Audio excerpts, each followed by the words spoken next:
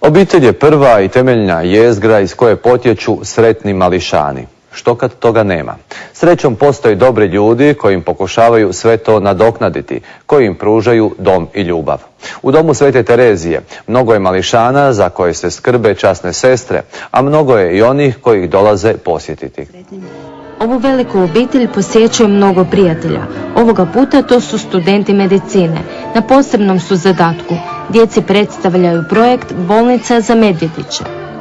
Sama je igra koncipirana kroz model bolnice gdje su zapravo djeca roditelji, a njihovi mali plišani ljubimci su zapravo bolesnici koji imaju različite tegobe. Mi studenti medicine smo zapravo liječnici i koji smo suočeni s našim budućim zanimanjem i mi liječimo zajednički njihovog malog bolesnog medvjedića. Ideja je da se djeca oslobode straha od liječnika i prvog susreta s bijelim kutama. Djeca su zapravo vrlo vesela kad nas vide, jer smo mi veseli doktori koji ne daju pikice da boli, znači sve ide kroz nekakvu igru, djeca sami liječe svog medvjedića, pitaju sve što ih zanima, te na kraju dobiju diplomicu za hrabrost. To je sve smišljeno da bi se djeca oslobodila tog straha, da vide na kraju mi smo doktori zapravo njihovi prijatelji.